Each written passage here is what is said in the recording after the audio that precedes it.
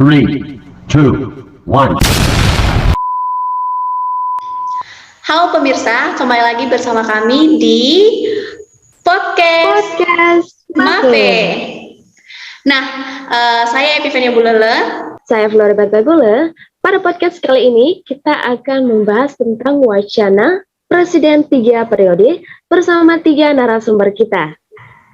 Nah, sekarang kita udah ada ketiga narasumber kita ini. Ada Bang Elwin Famaugu, Kak Marta Sihombing, dan Kak Arta Simamora.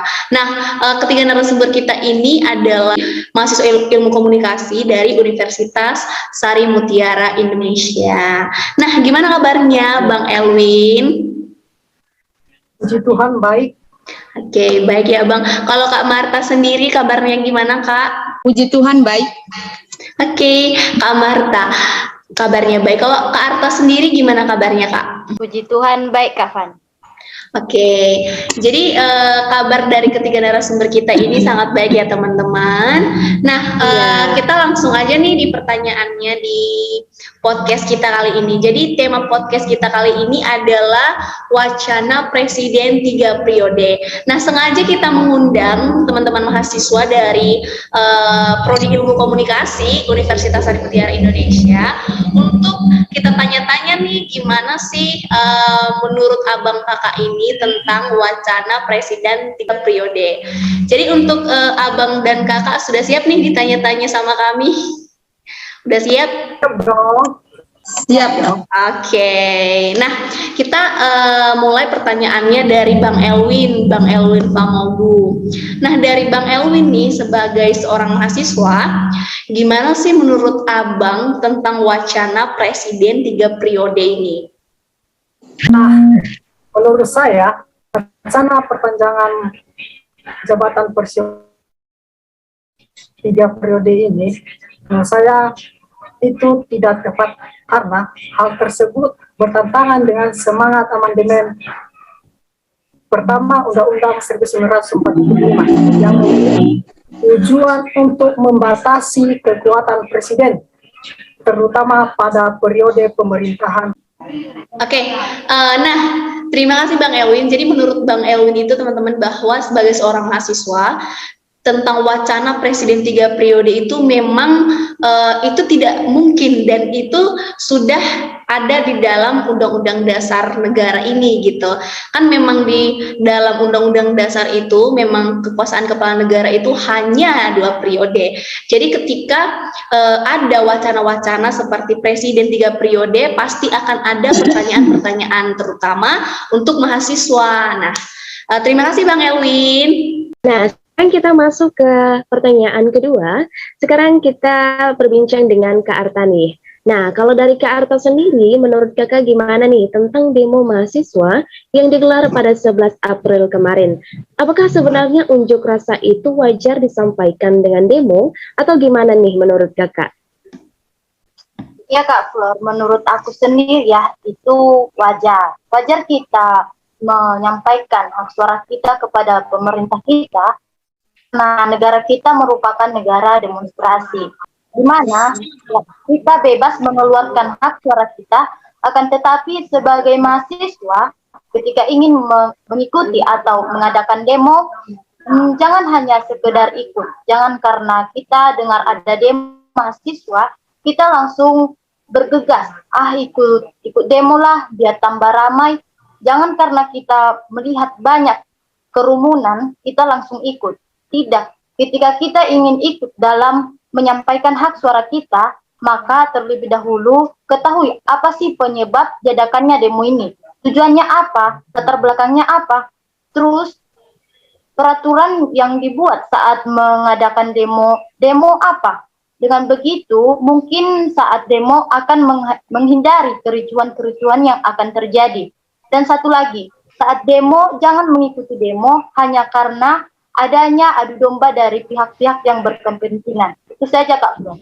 Ya, betul sekali dari Kak Arta ya. Berarti ketika ada demo, kita sebagai mahasiswa atau sebagai masyarakat umum tidak bisa langsung ikut-ikutan saja begitu ya. Harus kita sebagai masyarakat yang cerdas atau mahasiswa yang cerdas, kita sebaiknya tahu tujuan dari demo tersebut. Dan kita tahu apa saja wacana-wacana yang sebenarnya tidak sesuai dengan hal-hal yang ditentukan sesuai dengan undang-undang. Nah, oke, jadi itu tadi menurut Kak Arta ya teman-teman. Nah, kalau dari Kak Marta sendiri nih, nah di demo kemarin, di demo 11 April itu kan topiknya itu tentang demo, tentang menyampaikan aspirasi masyarakat tentang wacana presiden 3 periode. Nah, di situ kan ada berita yang secara kebetulan tentang Pak Ade Armando sebagai dosen Universitas Indonesia yang seyogianya beliau mendukung demo mahasiswa pada 11 April kemarin. Lalu kenapa bisa terjadi pengeroyokan massa kepada beliau? Gimana menurut Kakak? Baik, terima kasih. Nah, Pak Ade Armando sendiri sebagai dosen Universitas Indonesia yang ikut serta mendukung demonstrasi penolakan masa jabatan Presiden 3 periode itu sah-sah saja karena memang bertentangan dengan amandemen Undang-Undang Dasar 1945. Sebenarnya demonstrasi 11 April itu kan berjalan dengan tertib pada awalnya. Akan tetapi setelah selesai demonstrasi tersebut, seperjalanan Bang Ade Armando keluar dari lapangan atau tempat demonstrasi tersebut, ada teriakan emak-emak yang meneriaki bahwasanya Bang Ade Armando adalah buzzer atau pengkhianat negara yang memicu keributan sampai terjadi pemukulan, pengeroyokan terhadap Bang Ade Armando tersebut. Sangat disayangkan memang, karena sebenarnya demonstrasi yang diadakan mahasiswa adalah berjalan dengan baik. Hanya karena ada teriakan yang meneriaki atau yang menjadi pemicu hasutan terhadap Bang Ade Armando. Demikian. Ya, jadi betul sekali apa yang disampaikan sama Kak Marta, bahwa sebenarnya sikap yang dilakukan kepada Pak Ade Armando ini sangat disayangkan, karena juga kita sebagai masyarakat, ya pastinya juga kita harus bisa mengolah ya, teman-teman, kita pasti bisa mengolah mana yang wajar dan mana yang enggak. Jangan orang yang enggak bersalah, orang yang seharusnya tidak ada di dalam masalah itu, akhirnya kita lempar ke dia. Jadi ini salah satu sebenarnya, ini salah satu pelajaran bagi kita mahasiswa-mahasiswi gitu. Jadi sebagai mahasiswa-mahasiswi juga kita harus pandai mengolah informasi dan mengolah emosi gitu. Oke. Nah kali ini kita berangkat ke pertanyaan selanjutnya untuk kakak-kakak semua nih. Sebagai mahasiswa ilmu komunikasi yang berhubungan dengan dunia public relation, yang pastinya nih bisa mengolah segala wacana publik tentang pemerintah. Nah menurut kakak-kakak semua nih, gimana cara menyikapi wacana-wacana yang diciptakan bahwa demokrasi bisa 3 periode? Mulai dari Kak Arti. Silakan Kak. Jadi menurut aku ya, cara kita menyikapi tentang masa jabatan Presiden 3 periode ini, kita harus pintar dalam mengelola wacana-wacana yang ada dan terlebih dahulu kita mencari faktanya, apakah itu benar atau tidak. Kita serahkan kepada pemimpin-pemimpin bangsa kita, karena menurut aku, untuk mengamandemen undang-undang itu persyaratannya berat sekali. Belum lagi mendapatkan tuntutan-tuntutan dari masyarakat. Jadi menurut aku, itu mungkin terjadi. Presiden kita saja pun, Bapak Joko Widodo, beliau menghargai dan mengikuti aturan hukum yang mengatur tentang masa jabatan presiden. Konstitusi juga mengatakan 2 periode. Jadi itu harus dijaga bersama. Jadi kita percayakan saja kepada pemimpin-pemimpin bangsa kita, karena mereka pun tahu betul tentang aturan-aturan tersebut. Begitu Kak Flo. Ya, baik. Betul sekali ya, berarti karena peraturan ini memang sudah dirancang dan diatur sedemikian rupa memang, dan tidak mudah untuk mengubah begitu saja ya teman-teman semuanya. Nah sekarang kita lanjut kepada Bang Elwin, bagaimana nih tanggapannya tentang hal ini?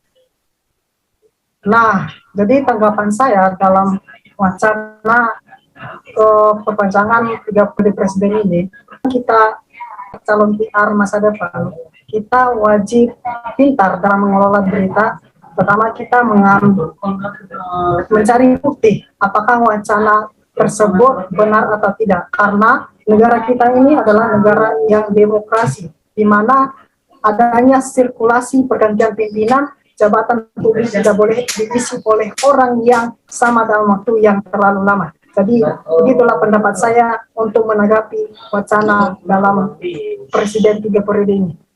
Nah, selanjutnya dari Kak Marta nih, bagaimana nih tanggapannya?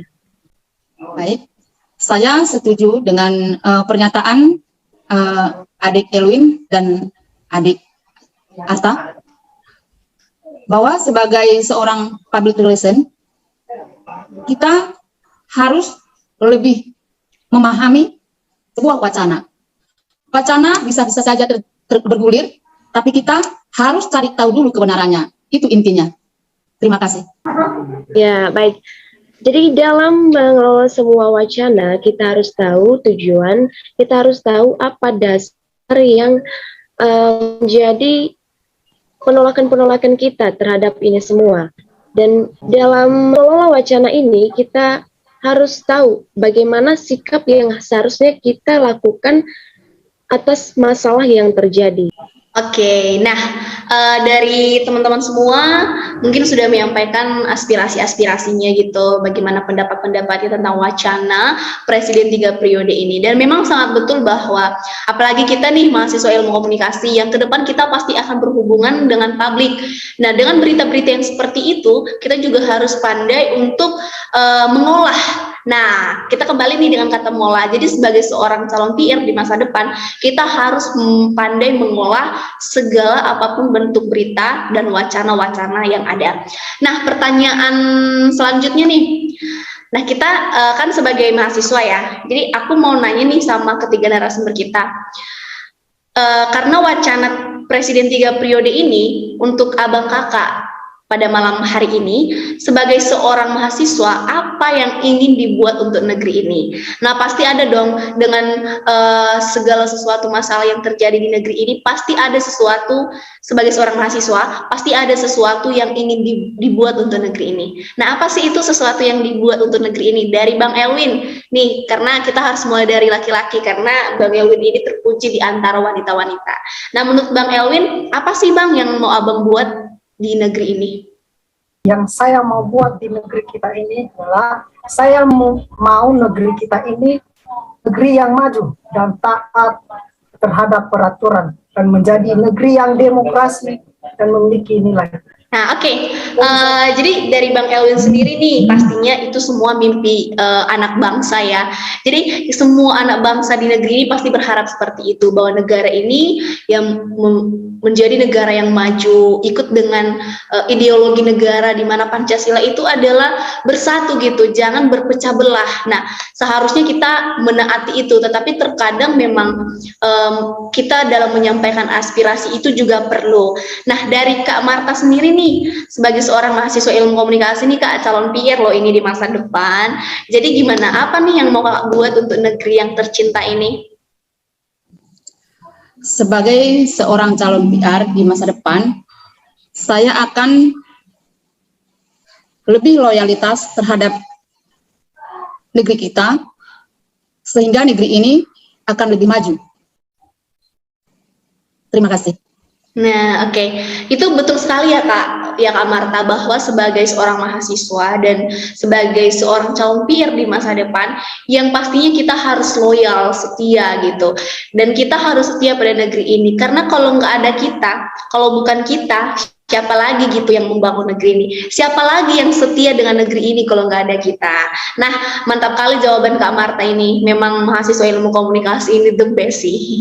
Nah, dari Kak Arta sendiri nih yang paling terakhir. Kalau Kak Arta mau buat apa sih untuk negeri kita ini? Kak Fani, jadi yang ingin saya buat ya, kita sebagai mahasiswa ikut juga berpartisipasi dalam memajukan bangsa kita ini. Begitu Kak. Oke, ya betul sekali. Itu memang jawaban yang singkat ya teman-teman, bahwa kita itu harus menjadi generasi yang memajukan gitu. dalam hal ini memajukan banyak gitu. Kita menjadi generasi Z yang pastinya kita akan berkembang dengan era globalisasi, dengan era digital yang semakin pesat. Dan dengan itu kita sebagai mahasiswa generasi Z ini kita harus siap memajukan. Jangan kita generasi yang menarik mundur gitu. Diingat loh, negara ini bisa merdeka itu perlu pertumpahan darah yang banyak.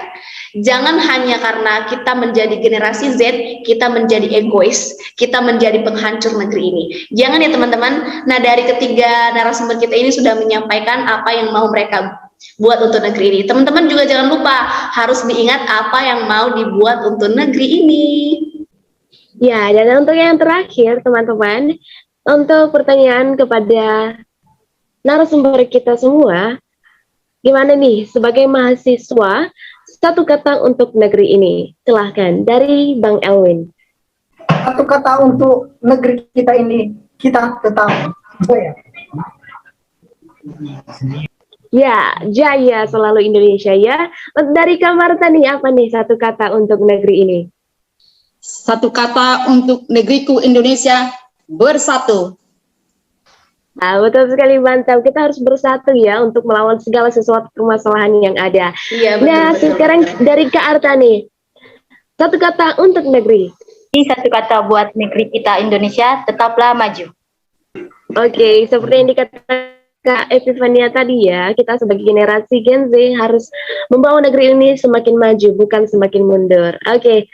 Nah, itulah yang disampaikan ketiga narasumber kita bahwa satu kata untuk negeri ini dari Bang Elwin Jaya, dari Kak Marta bersatu, dan dari Kak Arta, apa tadi Kak Arta? Tetap maju. Ya, maju. Jadi ketiga kata ini sangat bermanfaat ya teman-teman. Jaya, bersatu, dan maju. Dan memang itu adalah kata-kata yang perlu kita pegang untuk memajukan negeri ini. Nah, aku mau nanya nih sama hostnya, sama Flori. Kalau dari Flori sendiri nih, satu kata untuk Indonesia apa, Flo? Satu kata untuk negeri ini adalah cerdas. Oke, betul-betul. Kalau generasi Z ini harus cerdas ya. Jadi kalau misalnya generasinya aja banyak main-main, gimana bangsa ini gitu? Kalau dari aku sendiri nih, kalau ditanya satu kata untuk Indonesia, satu kata untuk Indonesia adalah berkembang. Jadi kenapa aku memilih kata berkembang itu? Karena menurut aku kita kan sekarang masih negara berkembang nih. Jadi kita harus generasi Z ini karena masih berkembang, kita harus memilih kata berkembang ini karena kita harus 10 tahun apa 15 tahun ke depan kita harus menjadi negara yang udah maju, jangan berkembang lagi gitu. Kita harus keluar dari zona ini. Nah, oke teman-teman. Terima kasih untuk ketiga narasumber kita yang hebat pada malam hari ini, Kak Marta, Bang Elwin, dan Kak Arta, yang sudah kita tanya-tanya gitu-gitu ya Flo ya, kita udah tanya-tanya ya semua ya. Yang sudah yang sudah tentang meluangkan wacana waktunya. Presiden 3 periode. Dan saya harap kepada para teman-teman di luar sana yang sedang panas-panasnya ikut demo untuk menyampaikan aspirasi unjuk rasa masyarakat, kami harap semoga teman-teman dalam menyampaikan unjuk rasanya sehat selalu dan semua pendapat-pendapat yang disampaikan juga segera ditanggapi oleh para pemimpin negara ini. Nah, terima kasih ya Bang Elwin, Kak Marta, dan Kak Arta. Terima kasih sudah siap ditanya-tanyai. Oke, untuk semuanya terima kasih telah menonton, telah menyaksikan kita pada saat ini di podcast Mape. Nah, tetap ikuti kita di acara-acara selanjutnya ya guys. Semoga acara ini bisa bermanfaat untuk kita semua. See you.